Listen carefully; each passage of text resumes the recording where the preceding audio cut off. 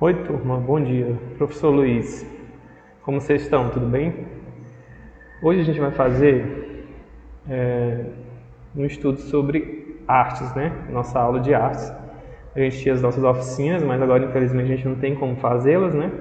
Então hoje a gente vai ver um assunto bem interessante em artes. Antes disso, algumas dicas de estudo. Vão para um lugar bem reservado, um lugar silencioso, coloquem os fones de ouvido, já deixa o material de vocês já pronto lá, próximo a vocês, certo? E vamos à aula. Hoje a gente vai falar, gente, sobre uma coisa chamada patrimônio histórico, certo? O que é esse patrimônio histórico?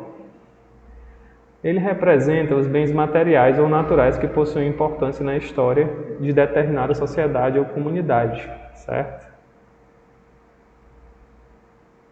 Por exemplo de patrimônio histórico aqui. O nosso maravilhoso Cristo Redentor.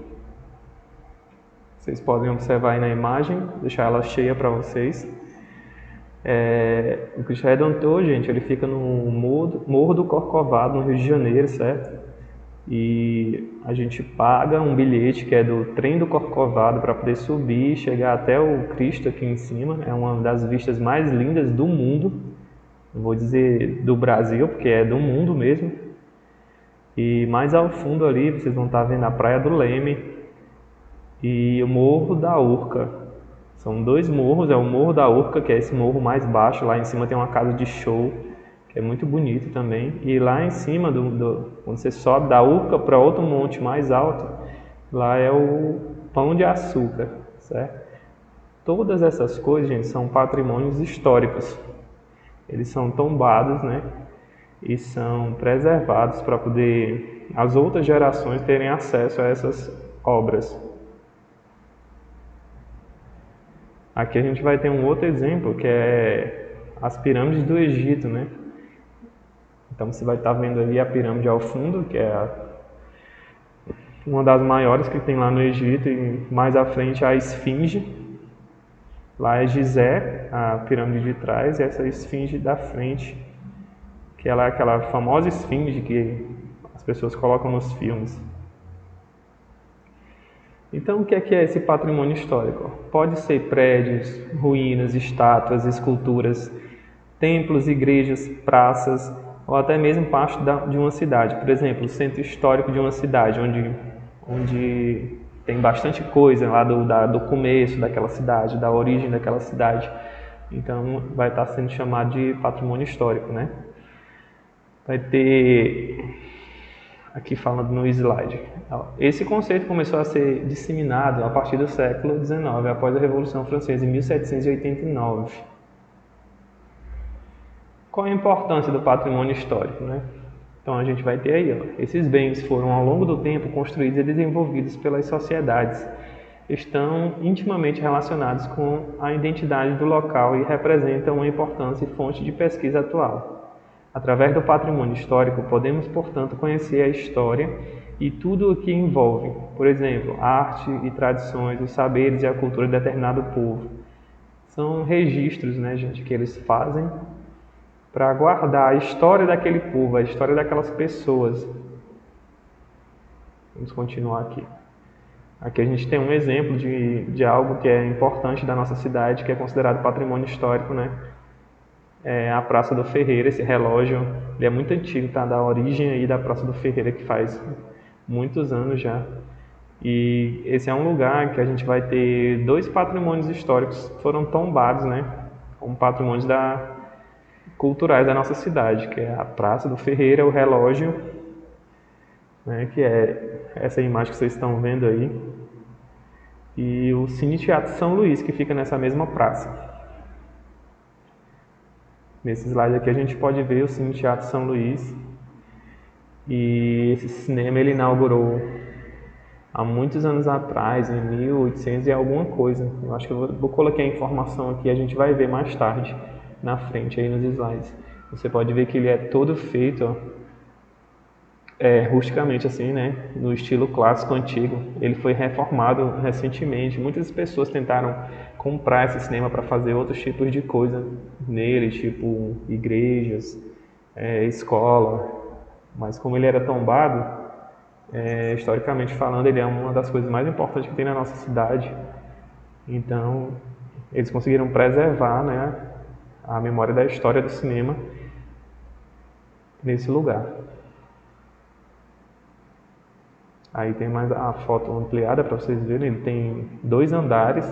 Tem a parte superior aí, que é essa parte que a gente está vendo mais próximo da imagem, e tem a parte inferior. Também ele além de ter a tela para você ver o filme, tem a parte do teatro. Então você pode assistir peças nele também.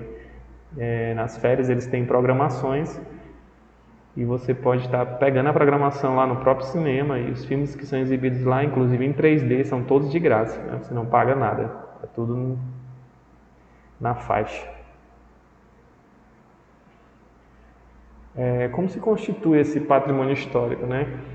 É um conjunto de bens, gente, imóveis e imóveis existentes no país, cuja sua conservação seja de interesse público, quer por sua vinculação a fatos memoráveis da história do Brasil, quer por seu excepcional valor arqueológico ou etnográfico, bibliográfico ou artístico, né? Como a gente falou, eles geralmente representam alguma coisa que marcou a história daquele local, né? Daquele lugar.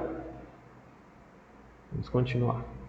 Sendo assim, o patrimônio cultural pode ser dividido em patrimônio cultural material, como o próprio nome indica, representa os bens culturais materiais, museus, bibliotecas e universidades, ou patrimônio cultural imaterial. Além do patrimônio histórico e cultural, também podemos citar o patrimônio artístico, né, que são bens artísticos e patrimônio natural de bens naturais. Tipo, a gente tinha um lugar que era muito frequentado, que era chamado de Cascata das Andréas. E aquele lugar, quando chove, que a gente está com situação de inverno, é um lugar muito bonito. E lá tem umas cascatas, e as pessoas antigamente iam para lá para tomar banho de cascata, né, e no rio, que tinha lá, que era muito bonito. Então esse é um patrimônio natural também. Existem alguns patrimônios que são os patrimônios naturais, que são locais que a natureza fez para a gente, tipo a Pedra da Galinha Choca, né, também. Patrimônio histórico brasileiro. Aí a gente vai ter uma foto do Lago do Pelourinho, em Salvador, na Bahia. O Brasil é um país de dimensões continentais e, portanto, abriga diversos bens históricos e culturais. Vejam abaixo alguns deles, né? Aí a gente vai ter o Centro Histórico de Olinda, em Pernambuco, o Centro Histórico de Ouro Preto, em Minas Gerais. Eu já estive lá, é muito bonito, gente. Se vocês tiverem a oportunidade de um dia visitar esse lugar, eu recomendo. Centro Histórico de Salvador, Bahia, Pelourinho, em Salvador, Conjunto Urbanístico de Brasília e o Cristo Redentor, que a gente viu na frente lá no slide, né? Estação da Luz, em São Paulo, muito bonita também. Universidade Federal do Paraná, em Curitiba, e Ruínas de São Miguel das Missões, do Rio Grande do Sul. Patrimônio Histórico da Humanidade. A Unesco, a Organização das Nações Unidas para a Cultura, Ciência e Educação, é o órgão responsável por salvaguardar o patrimônio histórico e cultural mundial. A gente tem um exemplo aí, que é Machu Picchu, no Peru. O local é conhecido como a cidade perdida dos Incas. Muitos filmes foram gravados nesse lugar. E é um lugar que eles dizem que você consegue sentir a presença de Deus, né? E aqui eu coloquei alguns exemplos de patrimônio histórico mundial, né? A gente vai ter o Coliseu de Roma, a Torre de Pisa, né? Pirâmides do Egito, ruínas de Petra, na Jordânia, Machu Picchu, que foi a foto anterior a qual a gente viu, Muralha da China, Torre Eiffel, na França, Acrópole de Atenas, que é na Grécia, a Estátua da Liberdade nos Estados Unidos, a famosa Estátua da Liberdade, e o Taj Mahal na Índia. Por fim, gente, eu vou deixar para vocês uma atividade, né? E ela diz assim: pesquise e escreva no seu caderno quais as 7 maravilhas do mundo. Você vai pesquisar, vai botar lá no Google e vai pesquisar quais são as 7 maravilhas do mundo, né? E ele vai te dar uma lista. Aí você vai descrever cada uma delas e a sua importância, certo? Então a gente fica por aqui. Os slides vocês podem ter acesso no site da escola, tá bom? E pode rever as aulas também na nossa página do YouTube. E obrigado e até a próxima aula.